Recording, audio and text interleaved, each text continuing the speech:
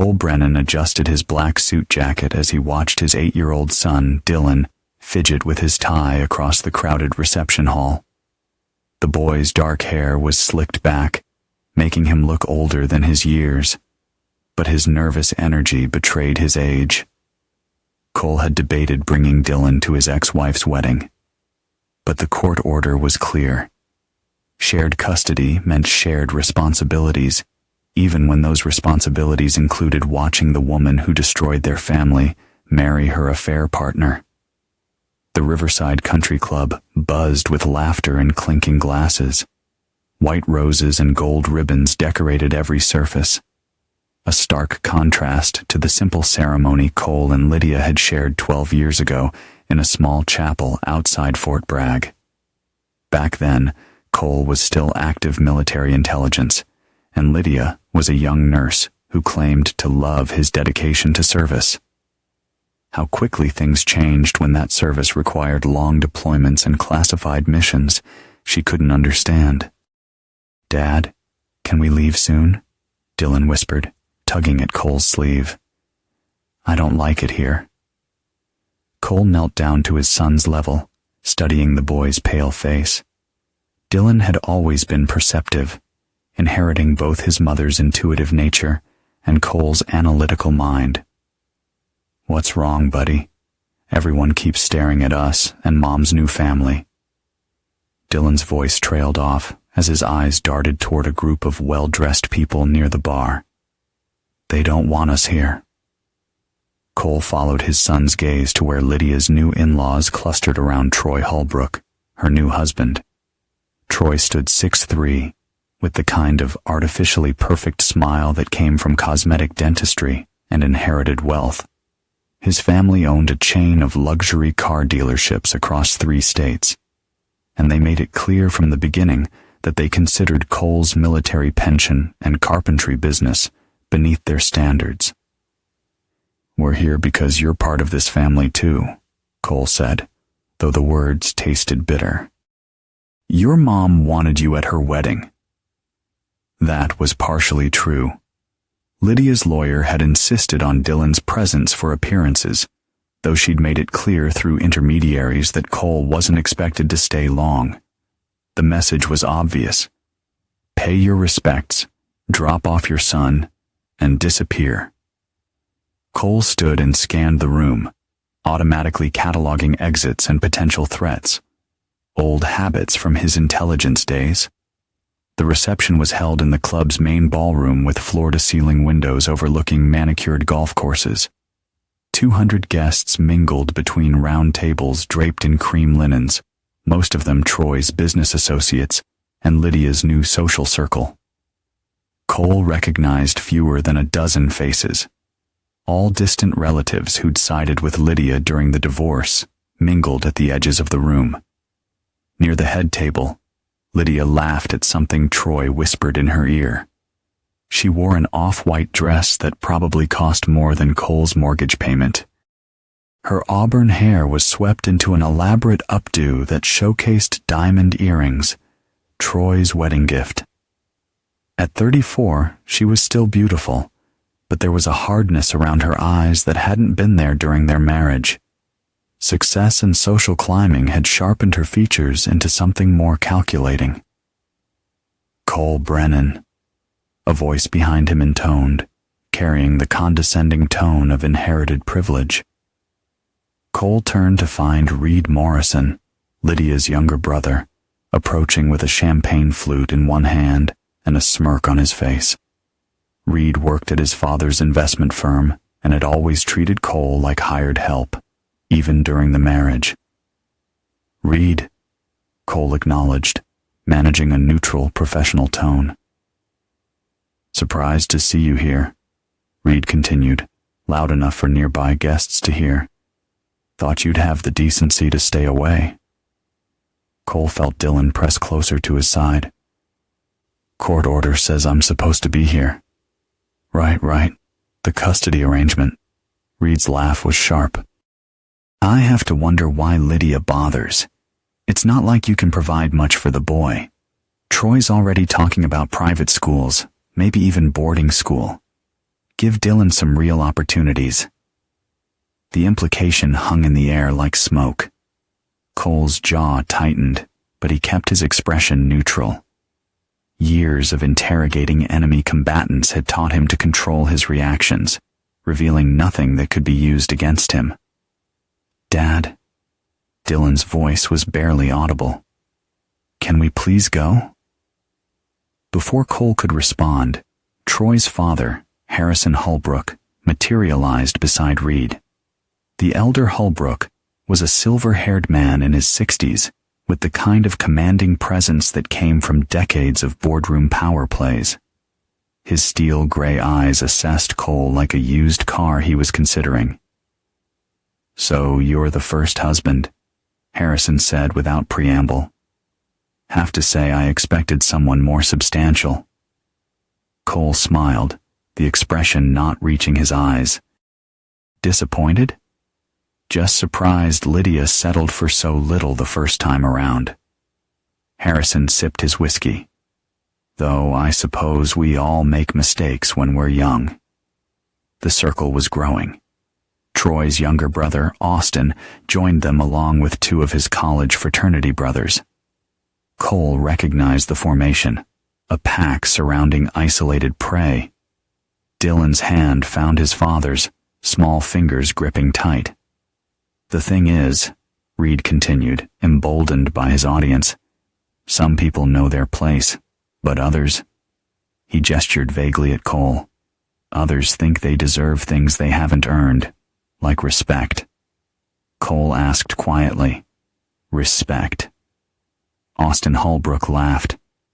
"Respect is earned, not demanded. And what exactly have you accomplished? A few years playing soldier? Then what? Building cabinets for housewives?" "Dad makes beautiful furniture," Dylan said suddenly, his young voice carrying across the group. "He made Mom's jewelry box. She still uses it." The comment drew uncomfortable glances. Everyone knew Lydia had kept many of Cole's handcrafted pieces, despite her claims that their marriage meant nothing to her now. "Sweet kid," Troy's fraternity brother, a red-faced man named Phillips, said with false sympathy.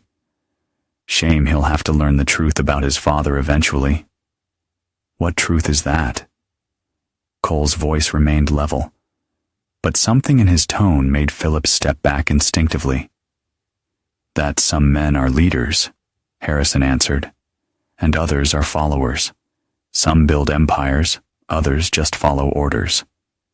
Cole nodded slowly, as if considering the wisdom. "You know what I learned following orders?" The group leaned in, expecting either submission or an outburst they could mock. "I learned how to identify targets," Cole said simply. "How to gather intelligence, how to plan operations, and most importantly—" He smiled again. This time, several men unconsciously shifted their weight. "How to be patient." Dylan tugged his sleeve urgently. "Dad, we need to go now. Something bad is going to happen. Trust me, Daddy." Cole looked down at his son, seeing something in the boy's eyes that made his decision immediate. Dylan's intuition had always been sharp, a trait that had served Cole well during their camping trips and fishing expeditions. If his son sensed danger, Cole trusted that instinct completely. "Of course, buddy." Cole straightened, his gaze sweeping the circle of men who'd spent the last 10 minutes systematically humiliating him in front of his child. "Gentlemen, it's been educational." Reed stepped closer, apparently unsatisfied with the level of degradation achieved. "Running away already? Guess the military didn't teach you how to stand and fight?" Cole paused, turning back slowly. When he spoke, his voice carried the kind of quiet authority that had once commanded respect from hardened soldiers in active combat zones. "The military taught me many things, Reed, but the most important lesson—" Cole's smile was razor thin. "The difference between a battle and a war. As father and son walked toward the exit, Cole heard Harrison Holbrook's voice behind them. "Well, that was easier than expected. I thought he might actually have some backbone." Their laughter followed Cole and Dylan across the ballroom, but Cole's expression remained serene. He'd learned long ago that the most dangerous enemies were the ones who underestimated their opponents. These men had just made a critical tactical error. They'd shown their hand while assuming he had no cards to play. At the coat check, Dylan looked up at his father with worried eyes. "Are you okay, Dad?" Cole knelt down, placing both hands on his son's shoulders. "I'm perfect, Dylan.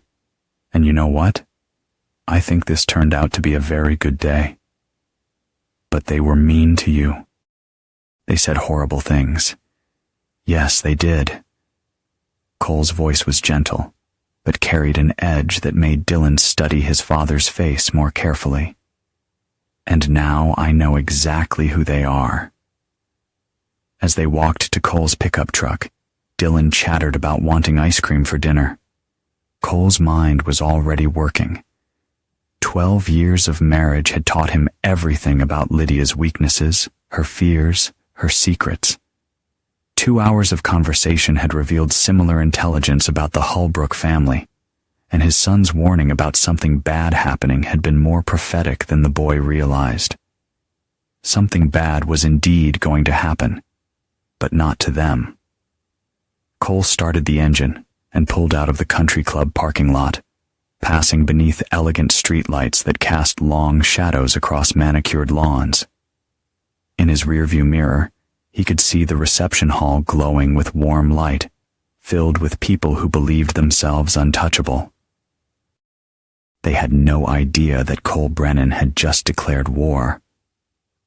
Cole's workshop occupied the entire basement of his modest 2-story house on Maple Street, a far cry from the luxury developments where Lydia now lived. The space was organized with military precision, hand tools arranged by size and function, lumber stacked according to type and grade, workbenches cleared and ready for use. Dylan often did homework at the small desk in the corner while Cole worked, the sound of sanding and measuring providing a comforting backdrop to their evenings together. Tonight, 3 days after the wedding reception, Cole sat at his drafting table with a legal pad and a cup of black coffee. But he wasn't sketching furniture designs. Instead, he was doing what he'd done countless times during his military intelligence career, building a comprehensive profile of his targets. The Holbrook family had made their fortune through strategic acquisitions and aggressive business practices. Harrison had started with a single dealership in 1985 and expanded through leveraged buyouts, often leaving former owners financially devastated. Troy followed his father's model, specializing in luxury imports and treating competitors like obstacles to be eliminated rather than rivals to be respected.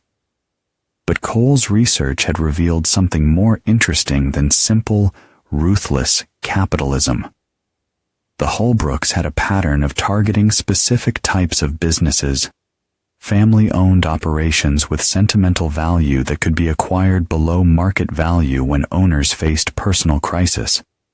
They perfected a system of identifying vulnerable targets, creating pressure through various means, then swooping in with rescue offers that ultimately benefited only them. Cole had spent 2 days in the public library, using skills learned during intelligence-gathering operations to piece together a picture that few people ever saw. Property records, business filings, newspaper archives, and social media profiles all contributed to a comprehensive understanding of his adversaries' methods and vulnerabilities. The front door opened upstairs, followed by the sound of Dylan's backpack hitting the floor and the boy's voice calling out his arrival. Cole glanced at his watch. 3:30 p.m., right on schedule. The bus dropped Dylan at the corner every weekday, and the boy walked the 3 blocks home alone. It was an independence that Lydia constantly criticized, but Cole encouraged.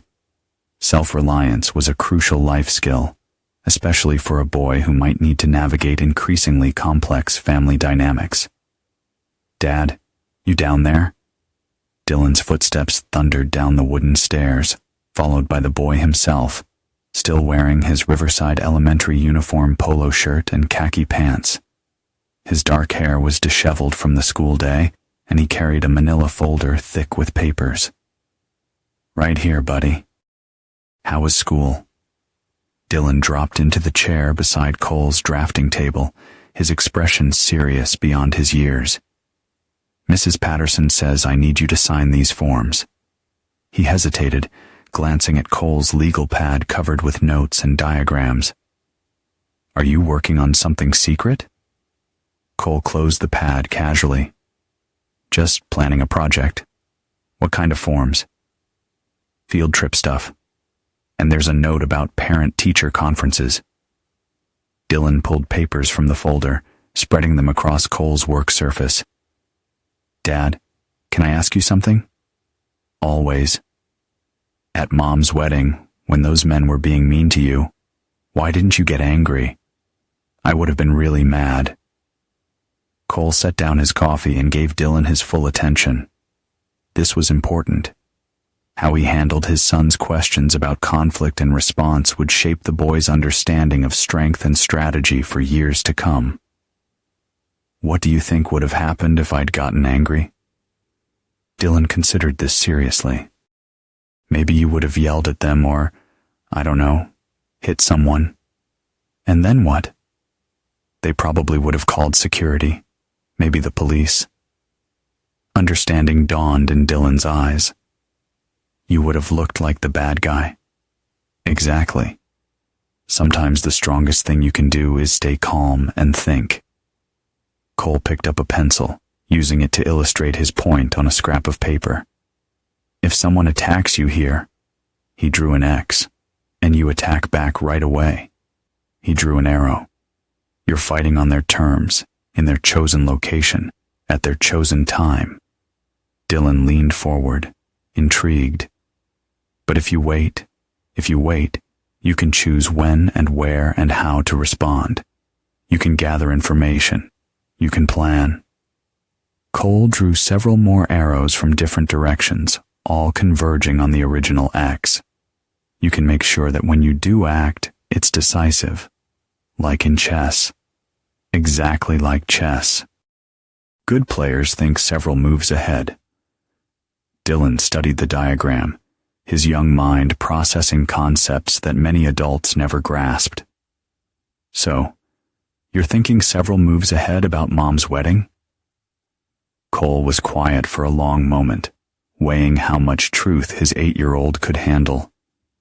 "I'm thinking about making sure you're protected and respected no matter what happens with the adults in your life." "But you're not going to hurt anyone, right?" The question hung in the air, loaded with a child's desperate need for reassurance that his father wasn't a monster. Cole looked into his son's eyes that held Lydia's intelligence but Cole's steady determination, and chose his words carefully. "I'm going to make sure that people treat you with the respect you deserve, and I'm going to make sure that anyone who tries to hurt our family faces consequences for those choices." Cole reached over and ruffled Dylan's hair. "But you don't need to worry about any of that. Your job is to be a kid, do well in school, and let me handle the adult problems." Dylan nodded, seemingly satisfied. He gathered his school papers and headed back upstairs to start homework, leaving Cole alone with his thoughts and plans. Cole reopened his legal pad and reviewed the intelligence he'd gathered. The Holbrook family's weakness was the same as their strength. They operated as a unit. Each member's success depended on the other's continued prosperity and reputation. Troy's dealerships relied on financing arranged through family connections. Austin's law practice existed primarily to handle family business. Harrison's investment portfolio was deeply intertwined with his son's ventures. More importantly, their social standing depended on maintaining an image of successful, ethical business practices. The country club memberships, charity board positions, and political connections all required pristine reputations. Men like the Holbrooks could survive financial losses, but public humiliation and social exile were different matters entirely.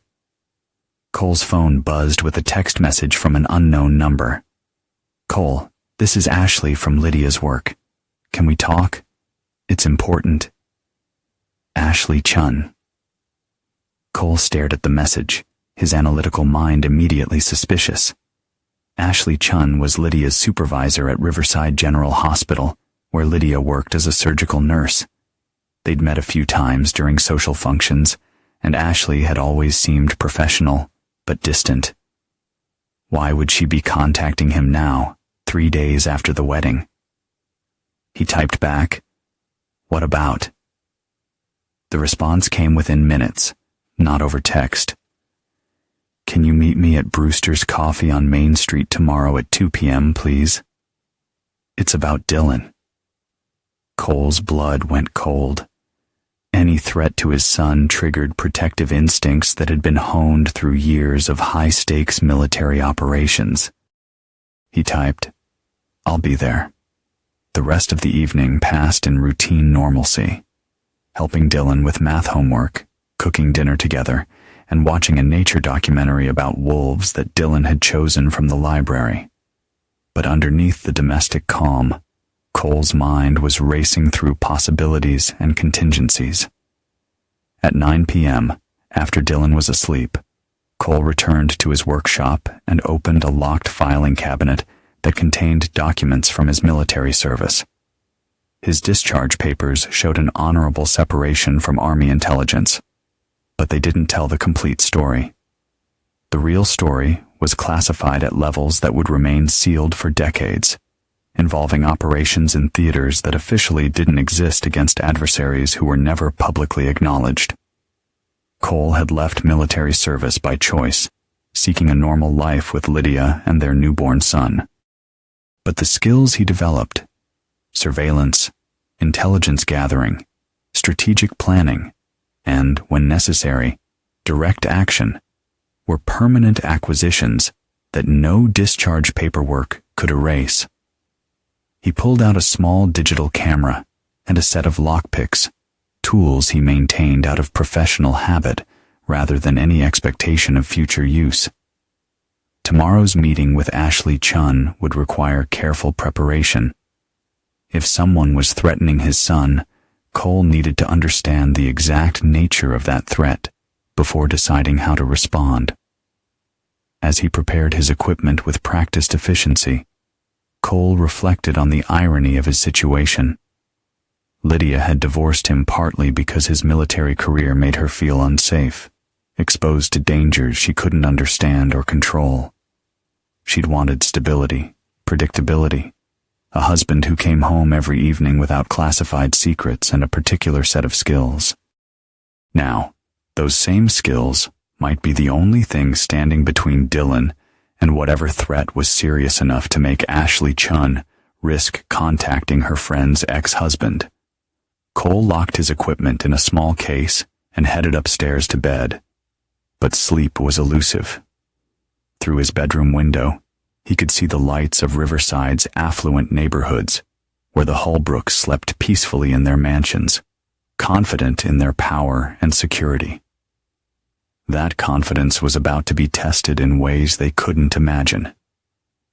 Brewster's Coffee occupied a corner building on Main Street, its large windows offering clear sightlines in all directions, one of the reasons Cole had approved the location.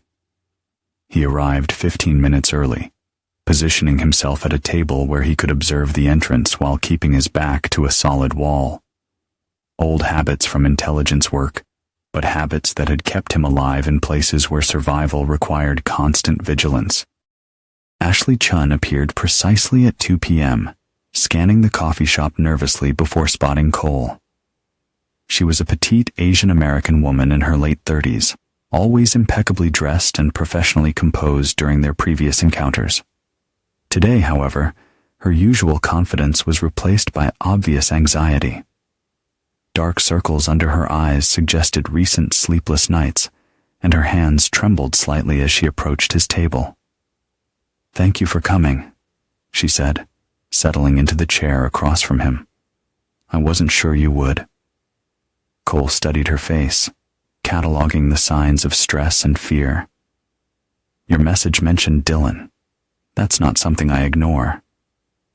Ashley nodded, glancing around the coffee shop to ensure their conversation couldn't be overheard. The afternoon crowd was sparse. A few students with laptops, an elderly couple sharing a newspaper, a businessman typing on his phone. No one was paying attention to their corner table. "I need to tell you something about Lydia and Troy," Ashley began, her voice barely above a whisper. "Something that could affect Dylan's safety." Cole leaned forward slightly, every instinct alert. "I'm listening." "Troy has been inappropriate at the hospital. Not with patients," she added quickly, "but with staff, especially the younger nurses. He comes by to pick up Lydia, but he also makes excuses to visit other departments, to linger in break rooms, to offer rides to women who work late shifts." "Lydia knows about this?" Ashley's expression darkened. "That's the problem. She does know, and she doesn't care. In fact, she's been covering for him. When Sandra Martinez filed a complaint about Troy cornering her in the parking garage, Lydia vouched for his character. She said Sandra was probably misunderstanding his friendliness. Cole felt a familiar coldness settle in his chest, the same emotional detachment that had served him during intelligence operations when personal feelings could compromise judgment. What does this have to do with Dylan? Last week, before the wedding, Troy was asking questions about Dylan's schedule. When does he get home from school? Does he have after-school activities? What time does he go to bed on weekends when he stays with Lydia? Ashley's hands clenched into fists on the table.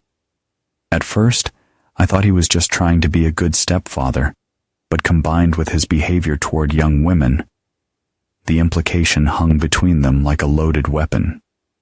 Cole's expression remained neutral, but his pulse quickened as protective instincts engaged at their highest level. "Are you saying you think Troy is a predator?" "I'm saying he shows patterns that concern me professionally and personally. And I'm saying that when I tried to discuss my concerns with Lydia, she told me to mind my own business.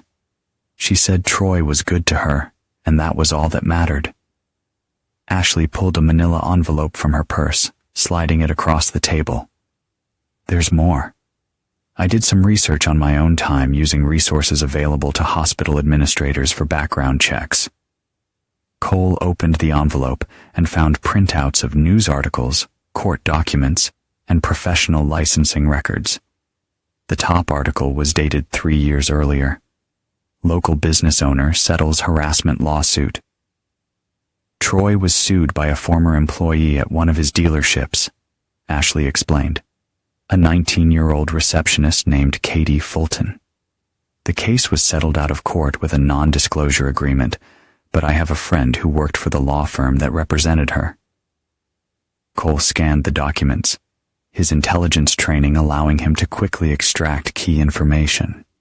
The pattern was clear. Troy had a history of targeting young women in vulnerable positions, using his wealth and family connections to silence complaints and avoid consequences. "There's more," Ashley continued. 2 other incidents that never became lawsuits because the victims were afraid to come forward. Both involved women under 21. Both worked in service positions where they couldn't afford to lose their jobs. "How did you get this information?" "Hospital administrators network with each other. We share information about potential threats to staff safety, especially when someone has access to our facilities through family connections." Ashley's voice carried professional authority now, the nervousness replaced by the competence that had made her a respected supervisor. "Troy Holbrook represents a credible risk to the women on my staff. Cole closed the envelope, his mind already processing the tactical implications. This intelligence changed everything about his planned response to the wedding reception humiliation. What had begun as a matter of personal dignity was now a question of his son's physical safety. Why come to me with this? Why not report it to authorities? Ashley's laugh was bitter. Report what? Suspicions? Settled lawsuits? Questions about a child's schedule? The Holbrooks have enough lawyers and political connections to destroy my career if I make accusations I can't prove in court. But you think I can do something about it? I think you're Dylan's father, and fathers have rights and resources that hospital supervisors don't. Ashley met his eyes directly. And I think you're not the kind of man who lets threats to his child go unanswered. Cole was quiet for a long moment, weighing his response carefully. Ashley had taken significant personal and professional risks to bring him this information. She deserved honesty, but not complete transparency about his capabilities or intentions. What do you want me to do? Protect your son, and if you can, find a way to protect other potential victims in the process. She shrugged. I won't ask questions about your methods. Cole slipped the envelope into his jacket pocket. I'll need to verify this information independently. I understand, but Cole... Ashley reached across the table and touched his hand briefly. Be careful. The Holbrooks have destroyed people who got in their way. They're not just wealthy, they're ruthless. After Ashley left, Cole remained at the coffee shop for another hour, ostensibly reading a newspaper while actually observing the street traffic and pedestrian patterns around the building. Counter-surveillance was an automatic precaution when dealing with sensitive intelligence, and the information Ashley had provided definitely qualified as sensitive. No one seemed to be watching him, but that didn't mean much. Professional surveillance teams were nearly invisible when properly deployed. Cole made mental notes of license plates, faces, and unusual behavior patterns before finally leaving the coffee shop through the rear exit that connected to an alley behind the building. His truck was parked 2 blocks away, another precaution that allowed him to detect potential followers. As he drove home through Riverside's quiet residential streets, Cole's mind was already adapting his plans to account for this new intelligence. The Holbrook family's vulnerabilities were greater than he'd initially assessed. Men who preyed on vulnerable women typically had other secrets, other weaknesses that could be exploited. Troy's pattern of behavior suggested psychological compulsions that would eventually lead to mistakes, especially if those compulsions were manipulated by someone who understood predatory psychology. More importantly, Dylan's safety was now the primary tactical objective. Everything else, personal revenge, professional humiliation, financial consequences, was secondary to ensuring his son remained protected from a potential predator who had married his way into unrestricted access. Cole pulled into his driveway as Dylan's school bus rounded the corner.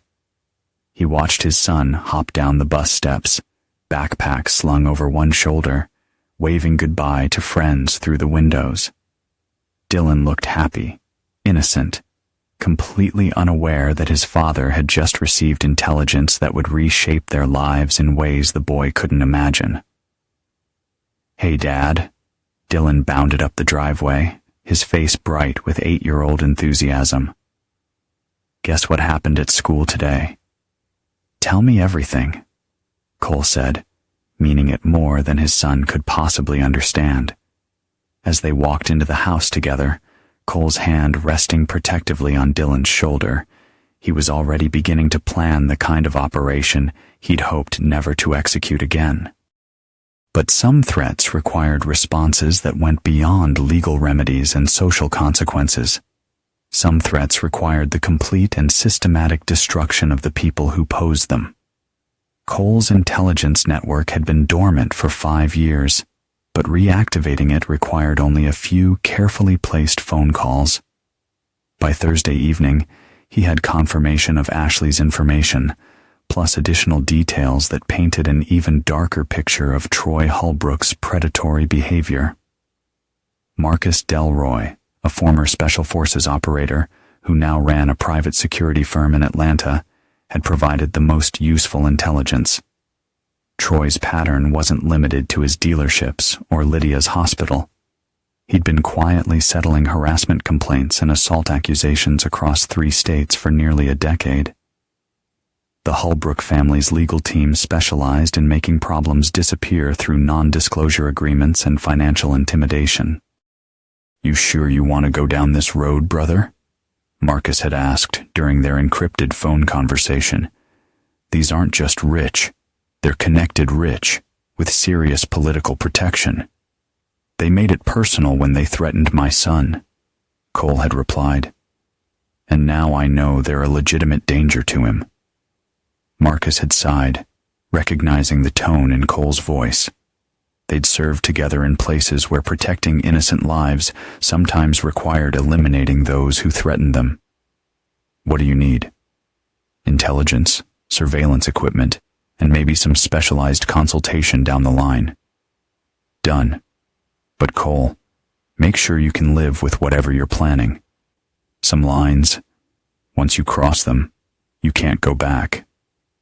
Cole had considered that warning while reviewing the surveillance photos Marcus had provided within hours of their conversation. Troy leaving a downtown hotel at 2 a.m. with a young woman who appeared intoxicated. Troy having lunch with a 17-year-old who worked at his newest dealership. Troy visiting massage parlors that advertised services not typically associated with therapeutic muscle treatment. The man his ex-wife had married wasn't just a troublesome figure. He was an escalating threat. The pattern suggested someone whose behavior was becoming more brazen and more dangerous as he gained confidence in his family's ability to protect him from consequences. Dylan's weekend with Lydia was scheduled to begin Friday evening. Under normal circumstances, Cole would have honored the custody agreement without question. But circumstances were no longer normal, and his son's safety took precedence over legal obligations. Friday afternoon, Cole picked Dylan up from school as usual. But instead of heading home, he drove to the mall on the other side of town. "Where are we going, Dad?" Dylan asked, clearly excited by the unexpected deviation from their routine shopping trip. "We need to get you some new clothes and maybe a few other things." "Cool. Can we get ice cream too?" "Absolutely." Cole parked near the department store entrance and pulled out his phone, typing a message to Lydia. "Dylan caught a stomach bug at school. Doctor says he's contagious for 48 hours. We'll make up the weekend time next week." The response came within minutes. "Seriously, this is my weekend with him." Troy planned activities. Cole typed back, "Sorry, doctor's orders. Don't want to risk spreading it to other kids." Lydia's next message was less diplomatic. "This is Cole. If you're playing games to get back at us for the wedding, I'll call my lawyer. Call whoever you want. My son's health comes first." He put the phone away and focused on Dylan, who was studying the mall directory with serious concentration. He applied to everything that interested him. "Where should we start, buddy?" "Can we look at the electronics store? Tommy Chun has this really cool handheld game that I wanted to see." As they walked through the mall, Cole maintained situational awareness while letting Dylan explore and chatter about school friends and weekend plans that now wouldn't include Troy Holbrook's activities. The boy seemed happier than he'd been in months, unaware that his father had just bought them crucial time to implement protective measures. At the electronics store, Cole purchased items that Dylan assumed were gifts: a small GPS tracker disguised as a keychain, a child-safe personal alarm that could be worn as a pendant, and a prepaid cell phone small enough to fit in a pocket. Each item served a dual purpose: entertainment value for an 8-year-old, and security monitoring for a father who'd learned to expect threats from unexpected directions. "Dad, why do I need my own phone?" Dylan asked as they sat in the food court sharing a pizza and milkshakes. "Emergency situations. If you're ever somewhere and need to call me immediately, you don't want to have to find someone else's phone or wait to use one." Cole kept his explanation simple and non-threatening. "It's just a precaution, like wearing a seatbelt in the car." Dylan accepted this reasoning with the easy adaptability of childhood. "Can I call you whenever I want, anytime, day or night, even if it's just to say hello?" They spent the evening at home, Dylan playing with his new electronics, while Cole finalized preparations for the more serious aspects of his plan. The surveillance equipment Marcus had provided would be delivered tomorrow, along with specialized software for monitoring communications and tracking movements. Saturday morning brought unexpected visitors. Cole was in his workshop installing security cameras in concealed locations around his property when Dylan called down the stairs. "Dad, there's a police car in our driveway." Cole set down his tools and headed upstairs, where he found 2 Riverside police officers standing on his front porch. Through the window, he could see Dylan peering at them with curious concern. Officer Patricia Valdez was a veteran Sergeant Cole recognized from community meetings. Her partner, Officer Mike Brennan, no relation despite the shared surname, was younger and clearly uncomfortable with whatever mission had brought them to Cole's door on a Saturday morning. "Good morning, officers," Cole said, opening the door but not inviting them inside. "Is there a problem?" "Morning, Cole," Sergeant Valdez replied. "We received a complaint about a potential custody violation. Your ex-wife says you're refusing to honor a court-ordered visitation schedule." Cole had expected this move. Lydia's new family wouldn't accept his excuse about Dylan's illness without attempting to apply legal pressure. "My son has a contagious stomach virus. I texted his mother yesterday to explain the situation. She says you're lying to interfere with her parental rights." "You're welcome to speak with Dr. Sarah Kim at Riverside Pediatrics," Cole replied smoothly. She examined Dylan yesterday afternoon and confirmed the diagnosis. This was partially true.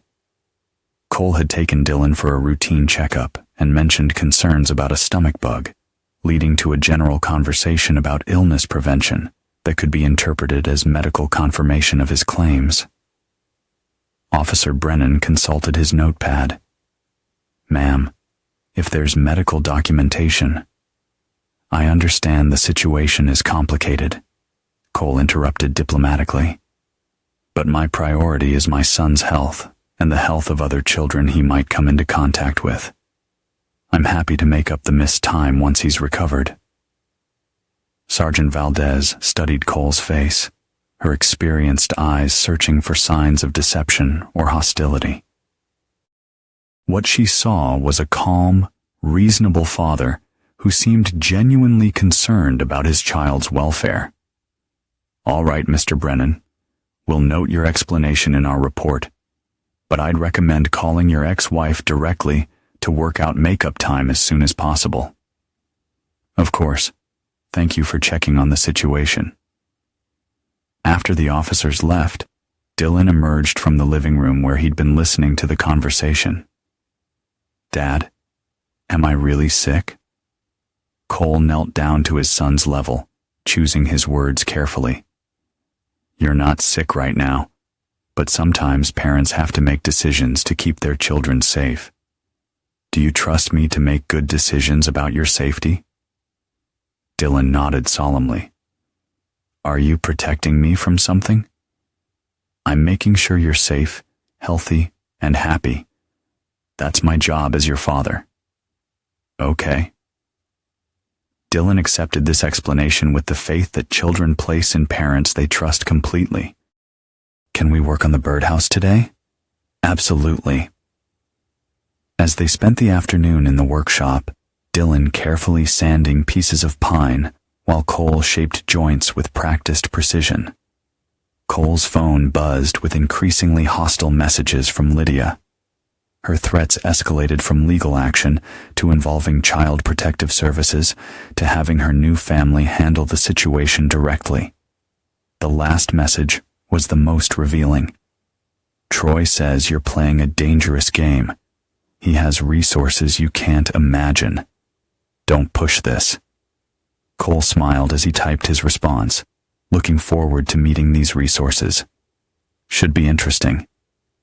He deleted the message thread and focused on his son, who was concentrating intently on his sanding technique. Dylan had no idea that his father had just accepted a direct challenge from adversaries who had seriously underestimated both his capabilities and his determination. The war Cole had declared at the wedding reception was about to move into its active phase, and the Holbrook family was about to discover what happened when wealthy, connected predators found themselves targeted by someone who'd spent years hunting much more dangerous prey in places where the rules of civilized society didn't apply.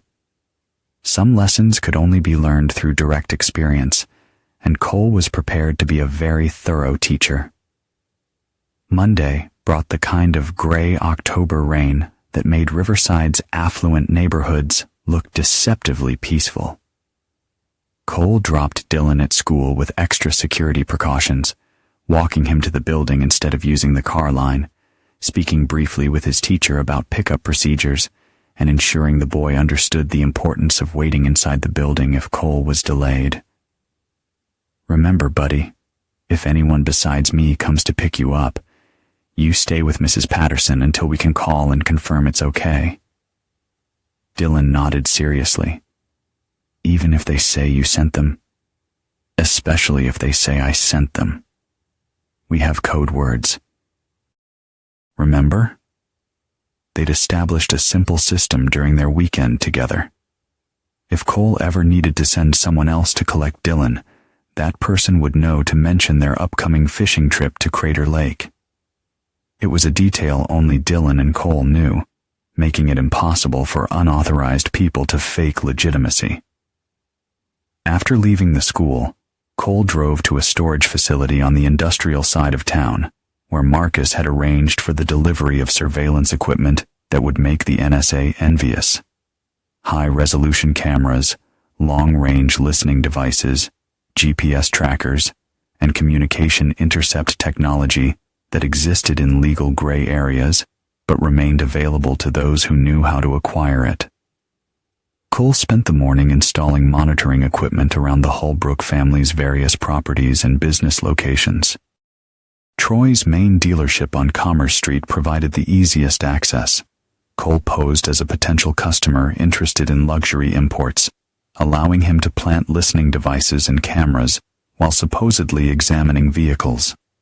The Holbrook family mansion required more sophisticated approaches. Cole used skills learned during infiltration operations to breach their security system and install monitoring equipment in locations that would capture both video and audio from key areas of the house. The legal implications of this surveillance were irrelevant compared to the intelligence value and his son's safety. By noon, Cole had comprehensive coverage of his target's communications, movements, and activities.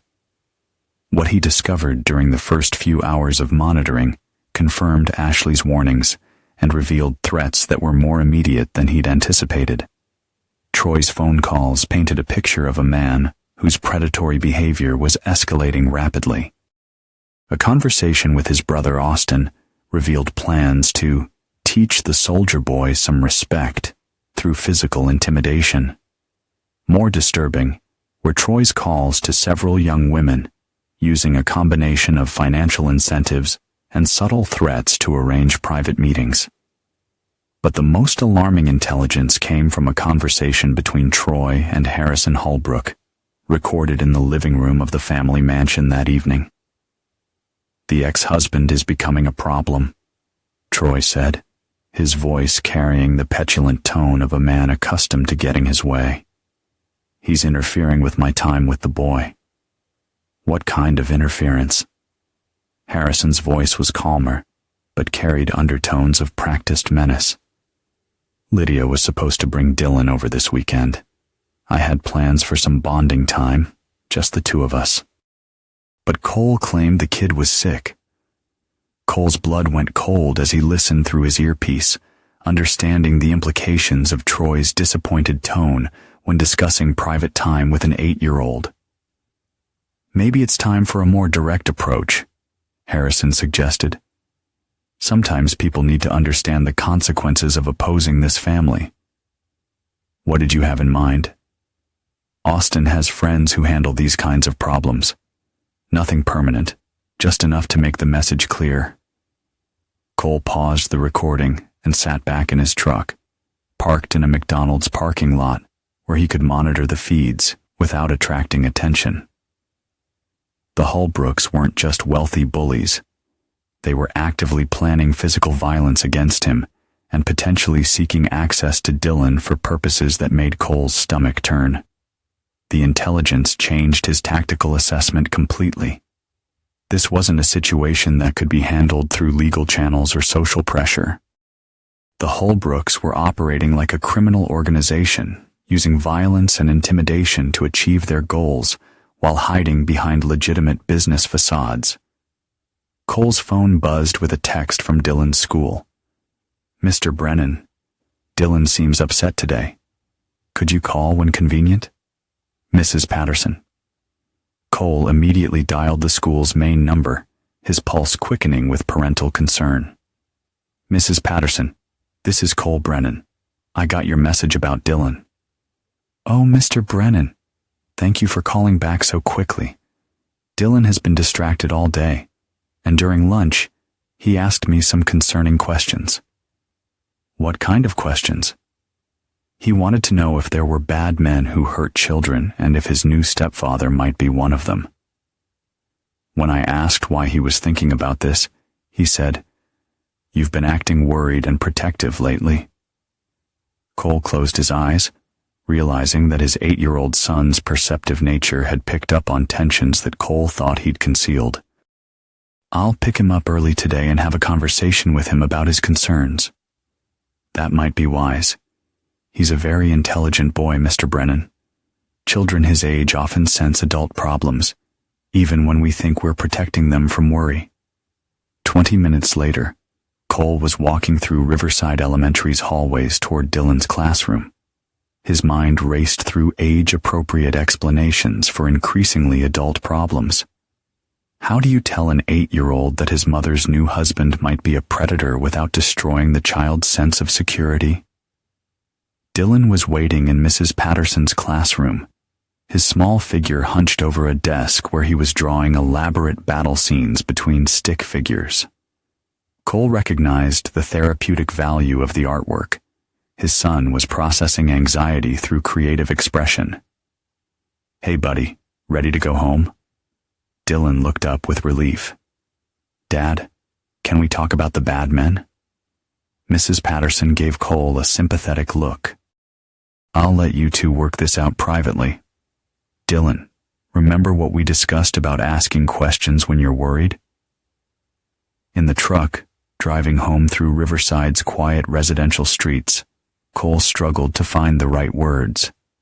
Dylan deserved honesty, but not the kind of brutal truth that would traumatize him. "Dylan, sometimes adults have problems that kids shouldn't have to worry about, but part of being your father means I have to handle those problems to keep you safe." "Is Troy one of the problems?" The direct question caught Cole off guard. "Why do you ask that?" "Because you've been different since Mom's wedding, and because when Troy looks at me, it feels..." Dylan struggled for words. "It feels wrong, like when someone stares at you in a way that makes you want to hide." Cole pulled into their driveway and turned off the engine, giving Dylan his complete attention. His son's intuitive assessment matched the intelligence Cole had gathered through sophisticated surveillance equipment. "Your instincts are good, Dylan. If someone makes you feel uncomfortable, You should always trust that feeling and tell me about it immediately. So, Troy is bad. Troy is someone we need to be very careful around, and that's why we have new rules about safety, why you have the emergency phone, and why we practice what to do in different situations. Dylan nodded solemnly. Are you going to stop him from being bad? The question hung in the air between them, carrying implications that reached far beyond a child's understanding of right and wrong.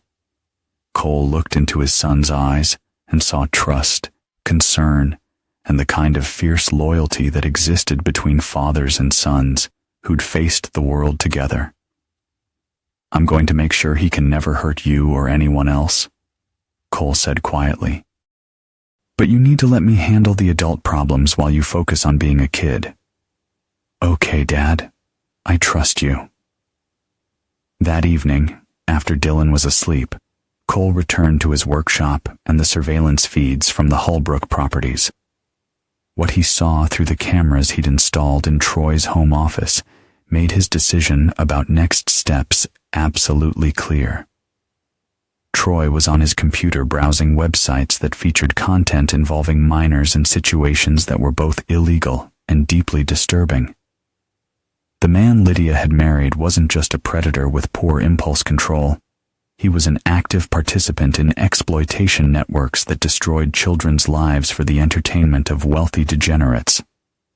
Cole screenshot the evidence, encrypted it, and sent copies to Marcus with instructions for secure storage. Then he opened a different kind of file on his computer. Operational plans he'd hoped never to use again, but which were designed for exactly this type of situation. Some enemies could be defeated through legal systems, social pressure, or financial consequences. Others required more permanent solutions implemented by people who understood that true justice sometimes operated outside the boundaries of law and civilization. Troy Holbrook had just crossed a line that marked him for complete and systematic destruction, carried out by someone who possessed both the skills and the moral clarity to see the mission through to its conclusion.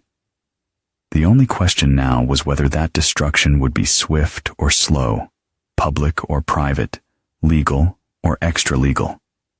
Cole was qualified to execute any of those options, and the choice would depend entirely on what approach best protected Dylan and other potential victims. War had been declared at a wedding reception, but the real battle was about to begin. Cole's next move required allies who understood the stakes and possessed capabilities that complemented his own skills. Tuesday morning found him driving 2 hours north to a small town where Amy Rodriguez operated a specialized consulting firm that officially provided corporate security services and unofficially handled problems requiring discretion and expertise typically acquired through military or intelligence careers. Amy had served as a military police investigator before transitioning to civilian law enforcement and eventually establishing her own practice. She specialized in cases involving crimes against children, often working with victims' families when official channels proved inadequate or compromised by political considerations. Her office occupied the second floor of a restored Victorian house on the town's main street, with security measures that were subtle but comprehensive. Cole was buzzed through 2 separate entries before reaching a reception area where Amy waited with coffee and the kind of focused attention that former investigators brought to serious cases. Marcus said you had a situation involving your son, she began without preamble. Show me what you've got. Cole spread printed surveillance photos and transcribed conversations across Amy's conference table, building a comprehensive picture of the threat facing Dylan and other potential victims. Amy reviewed each piece of evidence with professional detachment, occasionally asking clarifying questions or requesting additional context. This is comprehensive intelligence, she said after reviewing the complete file. You've documented pattern behavior, established escalating risk factors, and identified multiple potential victims. In a perfect world, this would be sufficient for law enforcement action, but we don't live in a perfect world. No, we don't, Cole agreed. The Holbrooks have enough political connections to complicate any official investigation, especially one initiated by an ex-husband with military training and obvious personal motivations. Amy leaned back in her chair, studying Cole's face. Marcus also mentioned that you're considering extra-legal responses. I'm considering whatever responses are necessary to protect my son and stop a predator. Amy nodded slowly. I understand that motivation, but before we discuss operational options, I need to know your boundaries. How far are you willing to go? Cole met her eyes directly. As far as necessary. That's not an answer. That's an emotional reaction. Amy's voice carried the authority of someone who'd seen good people make terrible decisions when protecting their children. I need to know if you're thinking about intimidation, financial destruction, social humiliation, physical violence, or permanent elimination. All of the above, depending on what works and what doesn't. Amy was quiet for several minutes, studying surveillance photos of Troy with various young women. When she spoke again, her voice carried a different tone. Not the neutral professionalism of a consultant, but the personal commitment of someone who'd made similar decisions. I have a daughter, she said simply. She's 16 now, but when she was younger, we dealt with a situation similar to yours. A family friend who turned out to be a predator, with protection from wealthy relatives and political connections. What did you do? What needed to be done? Amy met Cole's eyes. The official investigation went nowhere. The unofficial investigation was more successful. How successful? The threat was permanently eliminated without creating legal complications for my family or other potential victims. Cole understood the implications of her carefully chosen words. I could use consultation from someone with that kind of experience. You could use more than consultation. You could use a partner who understands the operational requirements and psychological aftermath of protecting children from monsters who hide behind wealth and political connections. Over the next 2 hours, Cole and Amy developed a comprehensive plan that addressed both immediate threats and long-term objectives. Phase 1 involved gathering additional intelligence and evidence that could be used for either legal prosecution or extra-legal action, depending on circumstances. Phase 2 focused on the systematic destruction of the Holbrook family's business interests, political connections, and social standing. Phase 3 involved permanent elimination of the primary threat, implemented in a way that appeared accidental or natural.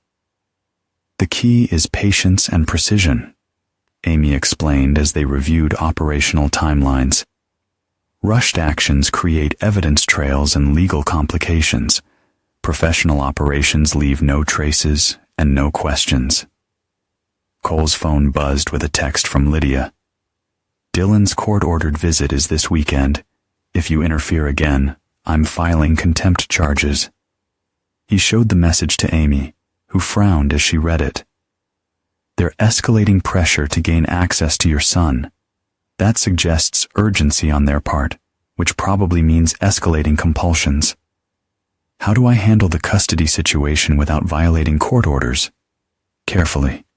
We need Dylan protected, but we also need you out of jail and available to implement our plan.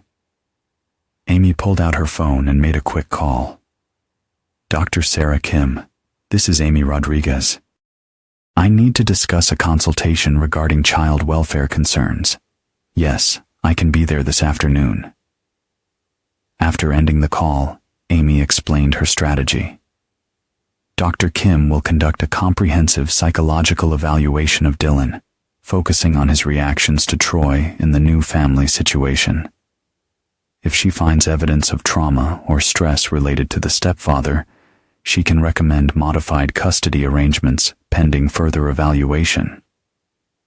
Will that hold up in court long enough for us to implement phase 1 of our plan?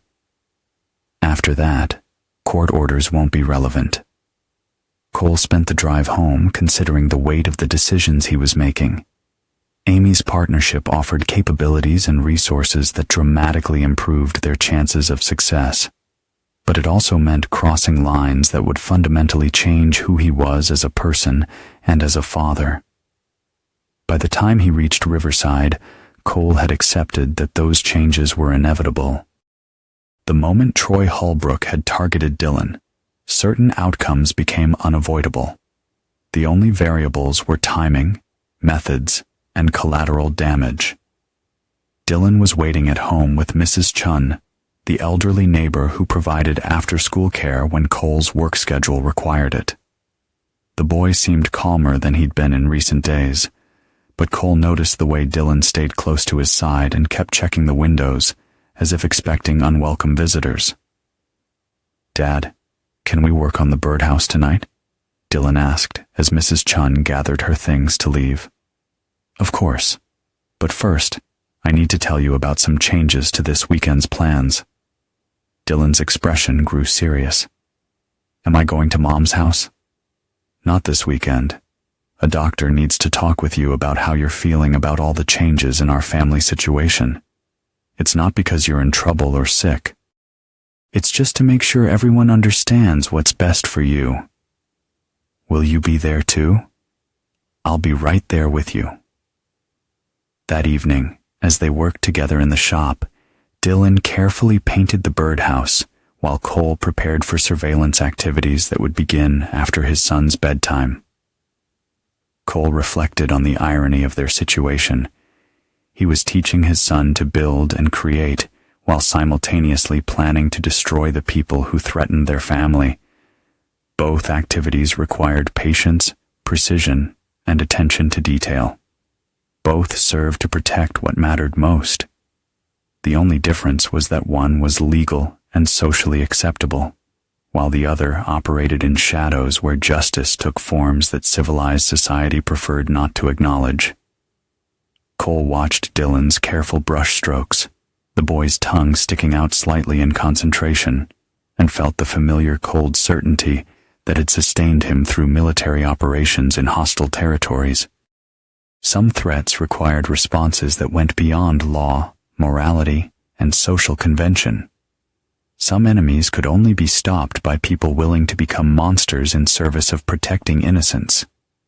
Cole had been that kind of monster before, in places where American interests required actions that were never officially acknowledged.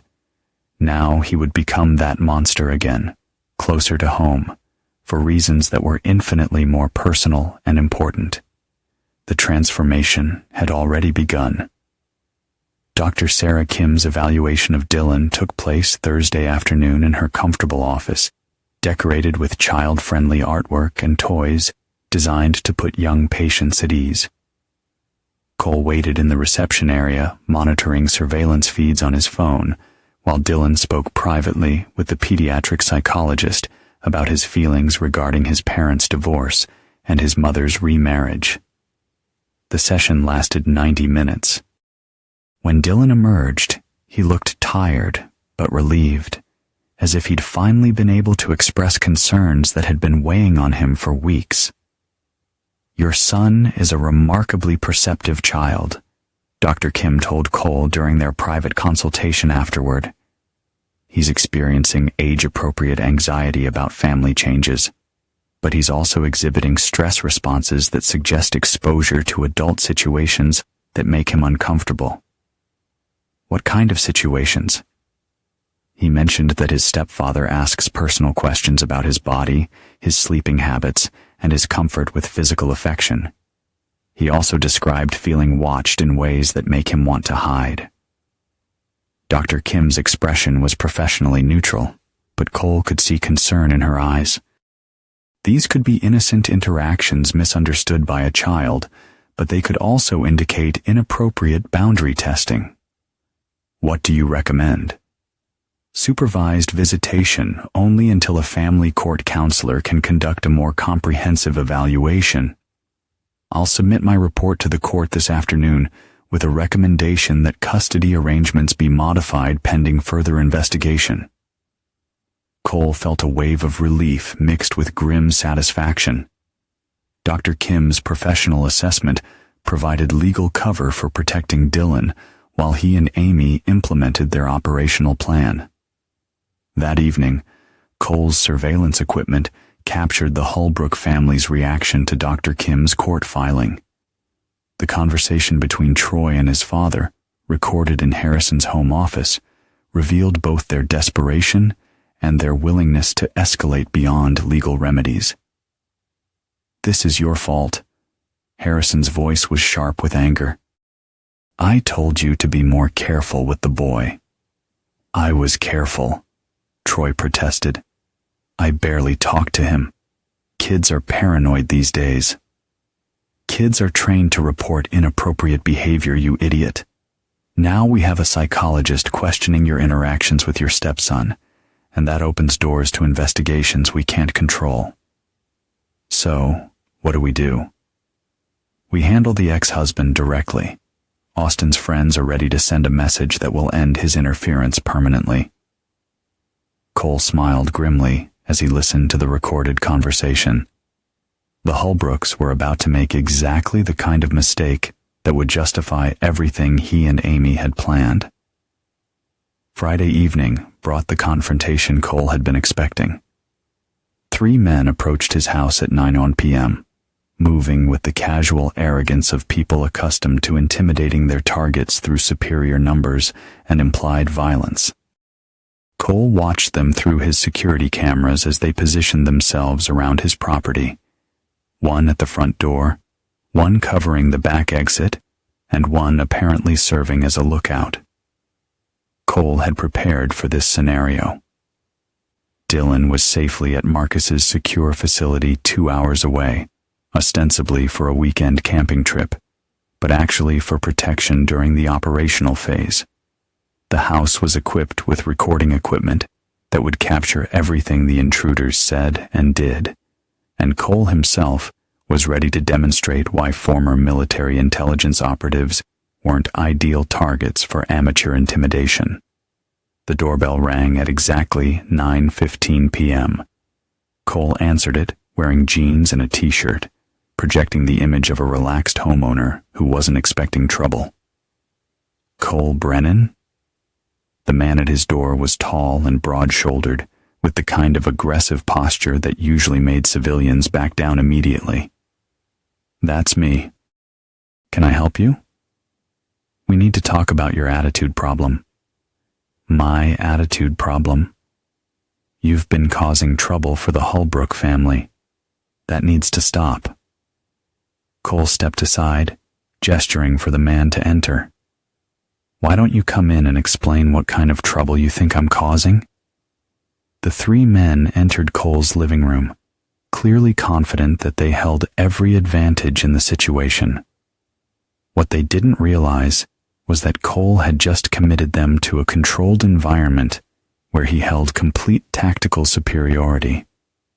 "Here's how this works," the lead man began, pulling out a baseball bat that had been concealed under his jacket. "You're going to stop interfering with Troy's relationship with his stepson. You're going to withdraw that psychological evaluation, and you're going to stay away from the Holbrook family permanently. And if I don't, then we make sure you understand the consequences of crossing people with resources." Cole nodded thoughtfully. "I see. So, Troy Holbrook sent you here to threaten me because I'm protecting my son from a predator. Troy Holbrook is a respected businessman who's trying to build a relationship with his new family. You're a bitter ex-husband who can't accept that your wife moved on to a better man." Interesting perspective. Cole moved casually toward the kitchen, drawing the men deeper into the house. "Can I offer you anything to drink before we continue this conversation?" "This isn't a social call." "No, I suppose it isn't." What happened next took less than 30 seconds, but permanently changed the power dynamic between Cole and the Holbrook family. Years of military training, combined with the cold fury of a father protecting his child, produced a level of violence that shocked even Cole with its efficiency and brutality. The first man never had a chance to swing his baseball bat. Cole's kitchen knife buried itself in his shoulder, pinning him against the wall, while Cole disarmed him with a joint lock that produced an audible crack of breaking bones. The second managed to draw a pistol before Cole's improvised groin strike rendered him unconscious. The third tried to flee, but found the back door locked and Cole behind him with the recovered baseball bat. 10 minutes later, 3 men who'd entered Cole's house with the intention of delivering a beating were instead zip-tied to kitchen chairs, bleeding from various injuries, and facing a homeowner who no longer resembled a mild-mannered carpenter.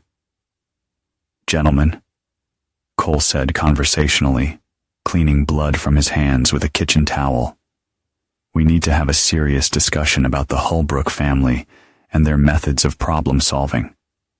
The lead man, despite a dislocated shoulder and obvious shock, tried to maintain his aggressive stance. "You're screwed, Brennan. This is assault with a deadly weapon." "Prison time." Cole smiled, an expression that contained no warmth whatsoever. "Actually, this is self-defense against home invaders who came here with weapons and threatened my family. I have everything recorded, including your admission that Troy Holbrook sent you." He played back a portion of the recording on his phone, letting them hear their own voices admitting to being hired muscle for the Holbrooks. "Here's what's going to happen," Cole continued. "You're going to tell me everything about your arrangement with the Holbrook family, who hired you, what they paid you, what other jobs you've done for them, and what their future plans involve. In exchange, I'll let you leave here alive and won't turn this recording over to the police. And if we don't talk," Cole picked up the kitchen knife, testing its edge against his thumb, "then I'll make sure you understand the consequences of crossing someone who has nothing left to lose. Then we'll discover how much pain you can endure before you change your minds about cooperation."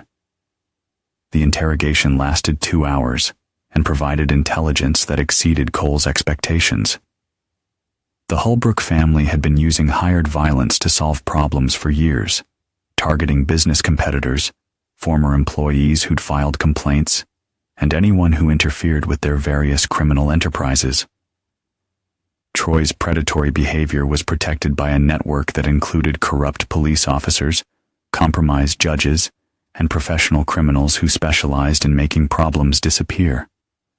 More importantly, Cole learned that Dylan wasn't Troy's first target. 3 other children had been victimized over the past 5 years. Their families had either been bought off or intimidated into silence. One family had left the state after their 8-year-old daughter was hospitalized following an accident that occurred after they'd attempted to file charges against Troy.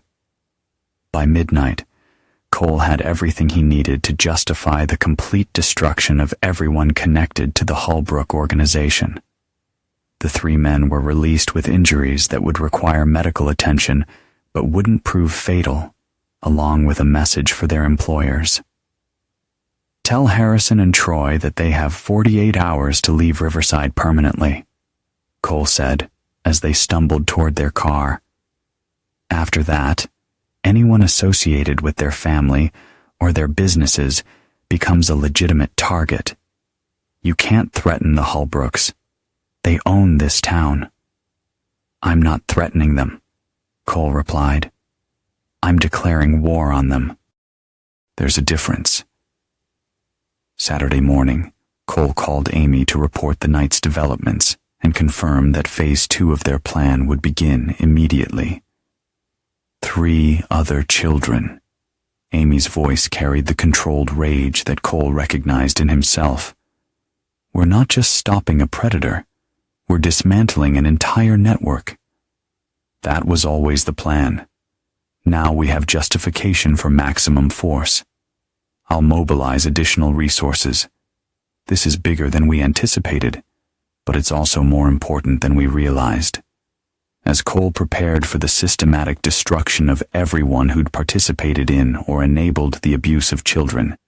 He felt the familiar cold certainty that had sustained him through military operations where moral ambiguity was a luxury he couldn't afford.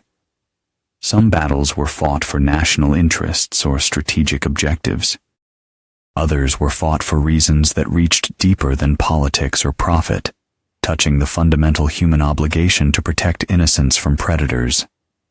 This was one of those battles, and Cole intended to win it completely. Sunday morning brought news that the Holbrook family had chosen escalation over retreat.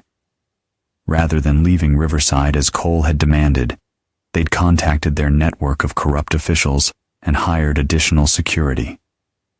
Harrison Holbrook held a press conference at the country club, portraying his family as victims of harassment by a dangerous ex-military individual with a history of mental instability.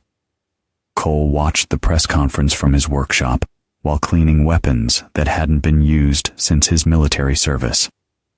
The Holbrooks were following a predictable playbook: use media manipulation and political connections to reframe the situation, portraying the aggressor as the victim while mobilizing official protection for their criminal enterprise. It was exactly the kind of mistake that Cole had hoped they'd make. Amy arrived at noon with 2 additional team members. David Park, a former FBI agent who specialized in cybersecurity and digital warfare, and Elena Vasquez, a CIA operative whose expertise included surveillance, infiltration, and what she euphemistically called problem resolution. The press conference was a gift, Amy said as they reviewed operational plans in Cole's secured workshop. Public statements create accountability. Now everything they do is being watched and recorded. David had spent the morning infiltrating the Holbrook family's digital infrastructure. Their cybersecurity is amateur level. I have access to personal communications, business records, financial transactions. And he paused, his expression darkening. Evidence of activities that go far beyond what we initially suspected. Show me. David's laptop displayed screenshots of conversations, financial records, and digital files that painted a picture of systematic criminal activity, spanning multiple states and involving dozens of victims. The Holbrook family wasn't just wealthy predators. They were operating a network that included human trafficking, exploitation of minors, and connections to organized crime figures who provided muscle and political protection. This changes everything, Elena said, studying the evidence. We're not dealing with local criminals.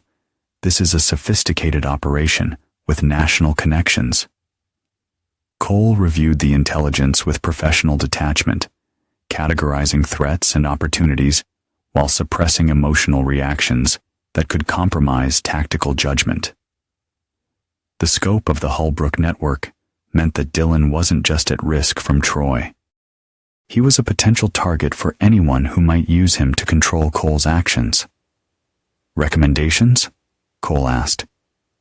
Complete network destruction, Amy replied without hesitation. Everyone connected to this organization represents a potential future threat to Dylan or other children. Half measures aren't sufficient when dealing with organized predators. Elena nodded in agreement. We need to eliminate the entire structure: financial resources, political protection, personnel, and leadership. Otherwise, survivors will eventually regroup and resume operations. David pulled up organizational charts showing the Holbrook network structure. 47 individuals across 6 states, plus an unknown number of victims who've been coerced into participation. Standard law enforcement approaches would take years and alert targets to flee or destroy evidence. Timeline for complete resolution? Cole asked. 72 hours, if we coordinate simultaneous operations, Elena replied. Key targets eliminated first, then systematic destruction of financial and political assets, followed by evidence released that destroys any survivor's credibility and freedom. Cole considered the implications of what they were planning. 47 people marked for elimination based on their participation in child exploitation networks. It was the kind of operation that would normally require presidential authorization and involve multiple government agencies. But normal channels had failed these victims for years, corrupted by the same political connections that protected the predators. Sometimes justice required private citizens to do what their government couldn't or wouldn't do officially. Dylan stays secured until this is finished, Cole decided. I want him completely isolated from any potential retaliation. Already arranged, Amy said. Marcus has him at a facility that's designed for witness protection. No one outside this room knows his location. Monday evening, Phase 2 began with coordinated strikes against the Holbrook Network's financial infrastructure. David's cyber warfare eliminated bank accounts, investment portfolios, and business assets, while simultaneously releasing evidence of criminal activity to federal investigators and media outlets across multiple states. Cole and Elena handled the direct action components, targeting key personnel who provided muscle and intimidation services for the network. These operations required the kind of skills that Cole had hoped never to use again: infiltration, surveillance, and elimination techniques that left no evidence and no witnesses. The first target was Marcus Webb, a former police officer who'd been taking Holbrook money to suppress investigations and intimidate victims' families. Cole found him at a rural cabin where he'd been planning to disappear until the heat died down. Webb never had a chance to draw the weapon he'd been reaching for. Cole's training made the encounter swift and professional, ending with Webb's death appearing to result from a heart attack triggered by recreational drug use. Drugs that Elena had introduced to his system while he was unconscious. Clean elimination, Elena reported as they left the cabin. Coroner will rule it as natural causes brought on by cocaine overdose. His history of department corruption makes him an unsympathetic victim. Similar operations continued through the night across multiple states as Amy's expanded team systematically eliminated network members who posed ongoing threats to children. Each death appeared accidental or natural, creating no patterns that would suggest coordinated action. Tuesday morning brought the Holbrook family's desperate attempt to strike back. Troy, Harrison, and Austin barricaded themselves in the family mansion with their remaining security personnel, apparently believing that wealth and walls could protect them from consequences that were now inevitable. Cole's surveillance equipment provided real-time intelligence about their activities and communications. The conversations he recorded revealed the complete scope of their crimes and their panicked attempts to contact political protectors who were no longer taking their calls. "The mayor's not answering," Austin reported during a family meeting in Harrison's study. "Neither is Sheriff Morrison or Judge Patterson. They're distancing themselves. They can't afford to be associated with us when the evidence starts coming out publicly," Harrison replied, his voice carrying the flat acceptance of a man who understood that his protection network was collapsing. "So, what do we do?" Troy asked, his voice high with panic. "Cole Brennan is picking off our people one by one. Half our security team is dead or missing. We use the ultimate leverage," Harrison said grimly. "We get the kid." Cole's blood went cold as he listened to their plan. Despite being trapped in their mansion and facing the systematic destruction of their organization, the Holbrooks were planning to kidnap Dylan and use him to force Cole's surrender. "That's not leverage," Amy said when Cole played her the recording. "That's a suicide pact. They know they're finished, so they're planning to take Dylan with them." "Location of the child is absolutely secure?" Elena asked. Confirmed. Marcus has him at a black site facility that doesn't officially exist. Even if they discover the general location, they'd need military-grade equipment and training to breach the security. Cole felt the familiar cold certainty settling over him as he prepared for the final phase of operations. The Holbrooks had just made their last mistake. Threatening Dylan directly eliminated any remaining moral constraints on Cole's actions. No survivors, he said quietly. No negotiations, no surrenders, no trials. Complete elimination. Amy and Elena exchanged glances, recognizing the tone in Cole's voice. They'd both heard it before in other contexts when situations had passed beyond the boundaries of law and civilization. Understood, Amy replied. When do we move? Cole checked his weapons one final time, ensuring that each piece of equipment was properly maintained and ready for use.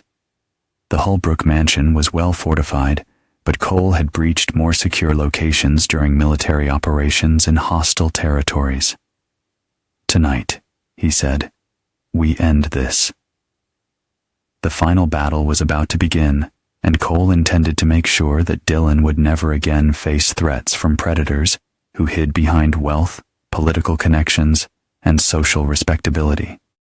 Some wars could only end with complete victory, and Cole was prepared to achieve that victory regardless of cost. The assault on the Holbrook mansion began at 2:01 a.m.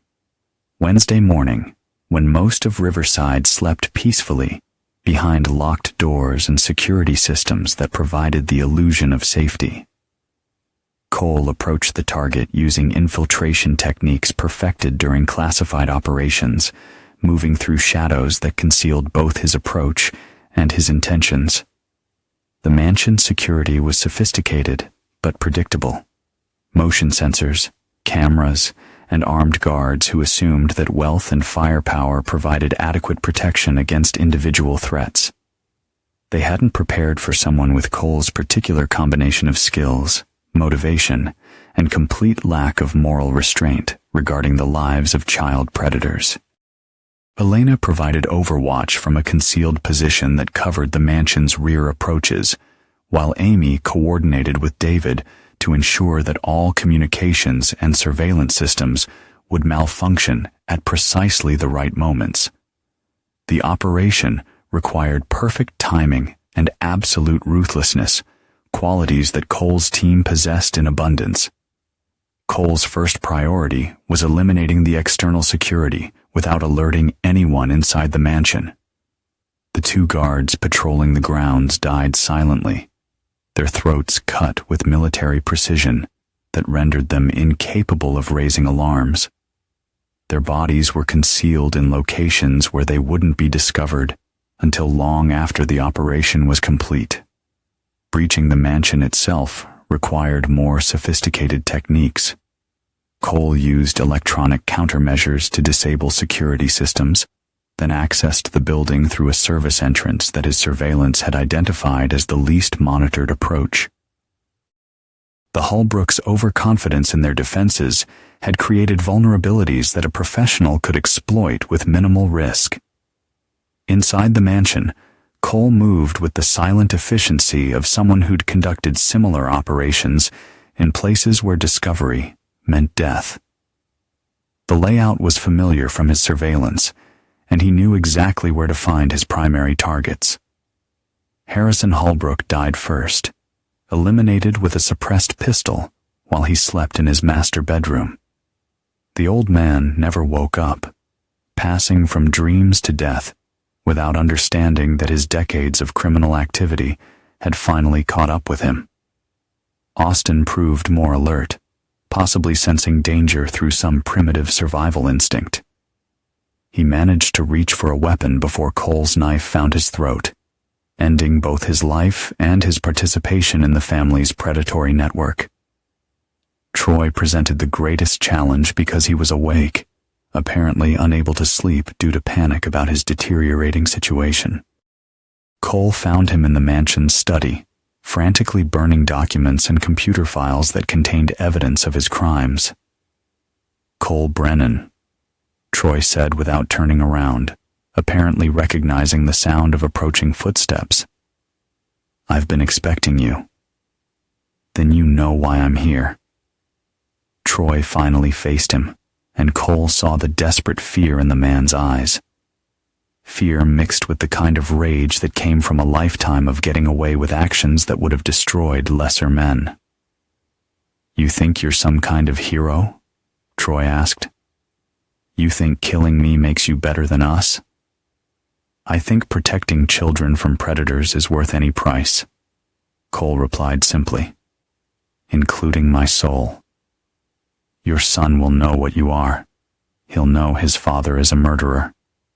My son will know that his father removed threats that the system was unwilling or unable to handle through legal means. Troy lunged for a gun that he'd concealed behind the desk, but Cole had anticipated the move. The combat knife that ended Troy's life also ended the immediate threat to Dylan and countless other potential victims. Cole spent the next hour systematically destroying evidence and staging the scene to appear as though the family had been killed during a robbery gone wrong. Professional criminals often targeted wealthy families, and the Holbrook's history of hiring violent men created plausible explanations for why such men might eventually turn on their employers.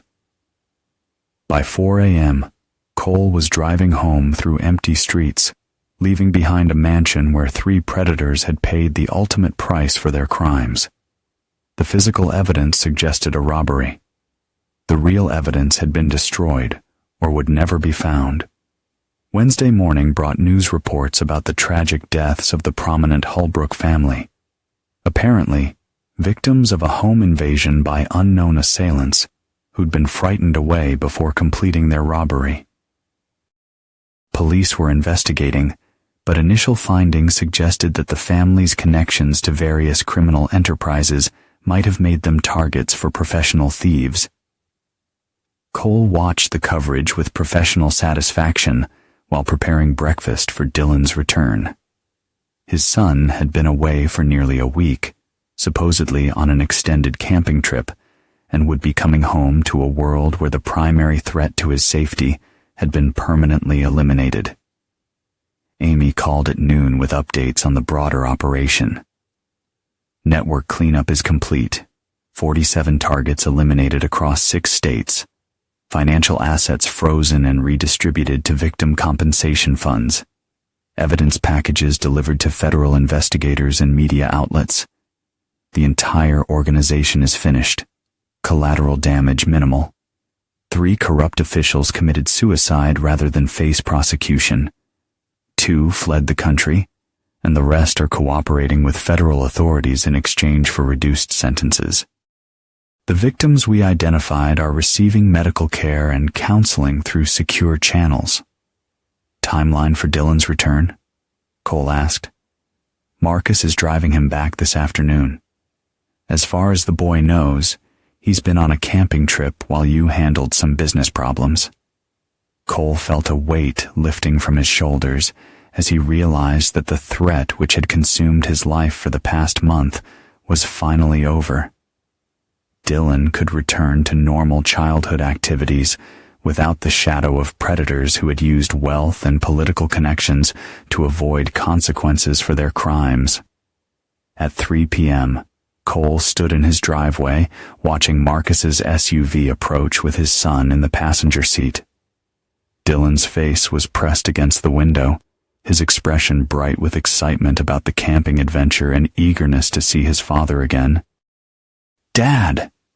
Dylan burst from the vehicle and ran into Cole's arms, chattering about fishing and hiking and campfire stories that Marcus had shared during their week together. "I missed you so much. Did you finish your business problems?" Cole lifted his son, holding him close and breathing in the scent of wood smoke and childhood innocence that clung to the boy's clothes. "Yes, buddy. All the problems are solved." "Does that mean things can go back to normal?" Cole considered the question carefully.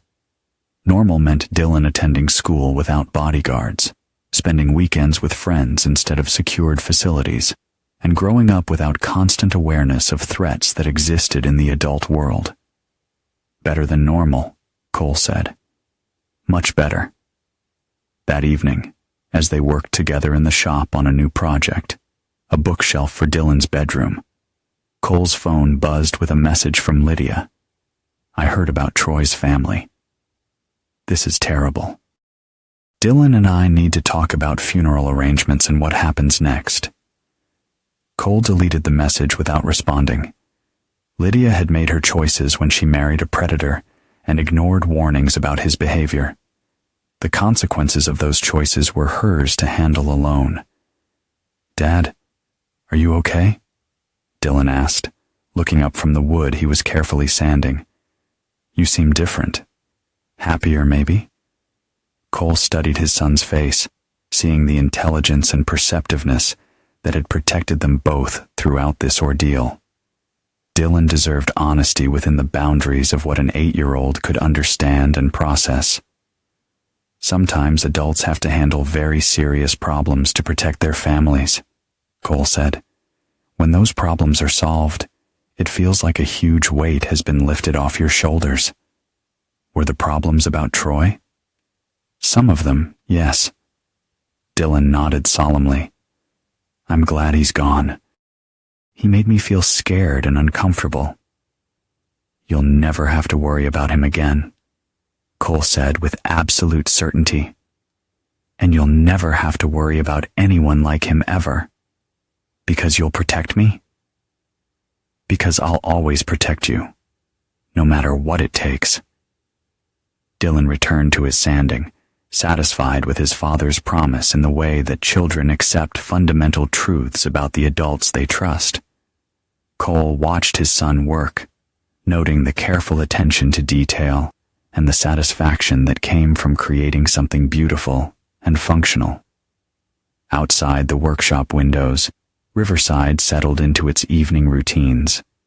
Families gathered around dinner tables, children completed homework assignments, and parents tucked their kids into beds where they could sleep safely without fearing the predators who'd once moved freely through their community. Cole had ensured that safety through actions that would never be officially acknowledged or legally sanctioned. The system had failed these families, corrupted by the same wealth and political connections that protected the predators. But private justice had succeeded where public institutions had failed, implemented by people who understood that some threats required permanent solutions. As father and son finished their work and headed inside for dinner, Cole reflected on the transformation that had occurred over the past month. He'd entered this conflict as a divorced father, trying to protect his son from humiliation and social pressure. He was ending it as something else entirely. Someone who'd crossed lines that most people couldn't even imagine, for reasons that made those crossings not just acceptable, but necessary. Dylan would grow up in a world where child predators faced consequences that went beyond legal loopholes and political protection. It wasn't the world that civilized society preferred to acknowledge, but it was a world where innocence was protected by people willing to sacrifice their own moral comfort for the sake of children's safety. Cole tucked Dylan into bed that night, with the satisfaction of knowing that the boy would sleep peacefully, free from threats that would never again disturb his dreams or his future. Some victories required prices that heroes weren't willing to pay. But fathers faced different moral calculations when their children's lives hung in the balance. The war that had begun at a wedding reception was over, and Cole had won completely. The monsters were all dead, and the children were safe.